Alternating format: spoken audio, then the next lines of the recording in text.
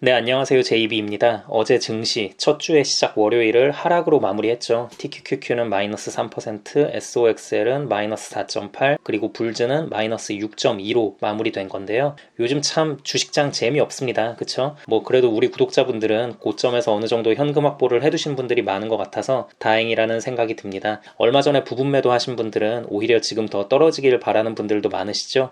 이게 현금 확보라는 게 이래서 참 중요합니다. 어떤 경우에도 멘탈을 잘 붙잡을 수 있게 해주니까요. 네, 그럼 어제 증시 하락, 그리고 그 와중에 많은 분들이 투자하고 계시는 테슬라는 왜 이렇게 심각할 정도로 요새 많이 빠지는지 결정적인 이유를 분석해 보자면요. 중국발 악재가 가장 컸다고 봅니다. 5월 이후에 코로나로 인한 첫 사망자가 발생했다고 주말 동안 중국에서 공식 보도를 냈기 때문인데요. 지금 중국에서 16일 이후 4일 연속 신규 감염자 수가 2만 명을 상회하고 있습니다. 올해 봄 코로나 확산 당시 기록했던 역대 최고 수치라고 보시면 되고요. 그래서 이제 베이징과 우한 같은 대도시들의 봉쇄를 또 강화한다고 합니다. 그리고 이로 인해 유가도 엄청 떨어졌는데요. 이건 당연하죠. 전 세계의 공장이라고 불리워지는 중국이 코로나 정책을 완화해야 공장도 많이 돌리고 배도 많이 왔다 갔다 하면서 원유 수요가 그만큼 늘어날 텐데 지금 중국이 대놓고 저렇게 제로 코로나 정책을 강화하겠다는 식으로 나오고 있으니까요. 자, 그런데 여러분, 솔직히 코로나 환자 수가 급증했다 이런 것들보다도요. 어떤 부분이 투자자들의 마음을 움직였다고 보시면 되냐면요. 결국엔 중국의 발표입니다. 사실 이게 그래요. 어차피 제대로 정상적인 사고를 할 수 있는 사람이라면 공산국가인 중국은 기본적으로 안 믿습니다. 대다수 정상국가들에서는 중국 측에서 내는 통계는 안 믿어요. 그런데 이번에 어쨌든 첫 사망자가 나왔다고 저렇게 공포 분위기를 조성한단 말이죠. 왜 갑자기 이런 발표를 냈는지 이 의도를 우리는 의심해 봐야 합니다. 아니 솔직히 그동안은 사망자가 없었겠어요? 중국처럼 인구수가 많은 국가에서. 근데 지난 반년 동안 거의 사망자 발표한 적 한 번도 없었죠.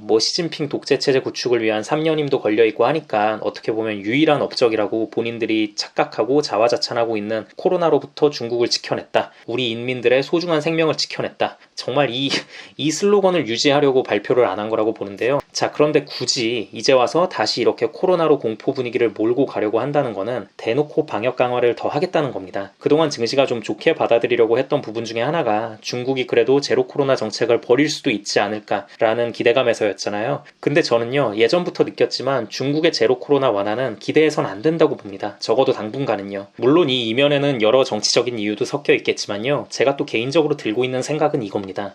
중국 얘네가 경제가 진짜 힘들구나. 예상은 했지만 그것보다 더 심각하게 안에서부터 완전 박살이 나고 있구나. 그래서 또 어차피 박살날 경제를 코로나 탓을 하려고 저렇게 판짜기를 하고 있구나 라는 생각이 들었습니다. 많은 국가들에서 이런 식으로 본인들의 잘못을 외부 요인으로 돌리려는 정말 참 옹졸하고 치사한 정책을 많이 펼칩니다. 이 부분에 있어서는 우리나라도 예외가 아니죠. 한국 같은 경우엔 막 일본 탓을 하면서 반일 감정을 자극해서 어려워진 경제에 대한 대중들의 분노를 일본으로 돌리려고 한다던가. 그리고 역사적으로 보면 이제 일본에서는 또 도요토미 히데요시가 전국을 통일하고 불만에 찬 지방 세력들의 관심을 밖으로 돌려야 할 필요가 있다 보니까 임진왜란을 일으켰죠. 아무튼 이런 식으로 국가 내부가 혼란스럽고 힘들수록 어떤 외부의 적이나 핑곗거리를 정해두고 미친듯이 섀도우 복싱을 해대고 그 탓을 하는 건 어느 나라나 마찬가지입니다. 그리고 중국은 코로나라는 아주 좋은 핑곗거리를 지금 몇 년째 우려먹고 있는 거죠. 자, 그리고 이제 어제 애플과 테슬라, 특히 요즘 테슬라의 하락이 많이 두드러지는데요. 제가 이 부분을 좀 말씀드리고 싶어요. 생각보다 이 부분을 모르고 투자하시는 분들이 참 많은 것 같아서요. 애플과 테슬라는 사겠다는 개인이나 기관도 많아서 항상 매수세도 엄청나게 들어오는 기업들이지만 반대로 공매도 역시 어마어마하게 붙는 기업들이에요. 그래서 뭔가 주가에 악재로 작용할 만한 명분을 주면 바로 크게 반응을 해버리는 측면이 좀 있습니다. 애플 같은 경우엔 그래도 워낙 지난 수십 년간 입증을 해온 기업이기 때문에 공매도 세력들의 공격에도 그나마 좀 방어력이 좋은 편이지만 테슬라는 워낙에 급성장을 해온 기업이기 때문에 애플보다는 방어력이 좀 취약하죠. 아무튼 이 두 기업은 특히 중국 관련 소식에 가장 민감하게 반응하는 기업들이기도 합니다. 두 기업 모두 중국에서의 매출 비중이 상당히 높으니까요. 거기에 테슬라 같은 경우엔 일론 머스크가 툭하면 주식을 단기 고점에 팔아버려서 개미들 통수를 쳐버리는 CEO 리스크가 워낙 큰 기업이기도 하죠. 저는 개인적으로 일론 머스크가 천재고 대단한 사람이라고 생각하지만 확실히 주주들한테 하는 짓을 보면 양아치도 진짜 이런 생양아치가 없습니다. 테슬라 주가가 탄력받고 상승 좀 하려는 찰나에 팔아버려서 찬물 끼얹고 또 간만에 반등 좀 주려나 싶으면 또 팔아버리고 이런 적이 한두 번이 아니에요. 더 이상 주식 안 팔겠다는 거짓말이라도 하질 말던가 오히려 저런 식의 말로 주주들 안심시켜서 주가 올려놓은 다음에 또 팔아치우고 정말 진짜 그동안의 악행을 보면 말이 안 나옵니다. 그래도 이제 워낙에 테슬라라는 기업이 미래 유망하고 또 지금 이래저래 잘하고 있으니까 펀더멘탈이 그만큼 잘 받쳐줘서 다행이지 CEO 자체만 놓고 보면 진작 주주들이 다 떠나고 망했어도 할 말 없는 기업이 맞습니다. 네, 아무튼 그래서 테슬라에 투자 투자를 결정하시려는 분들은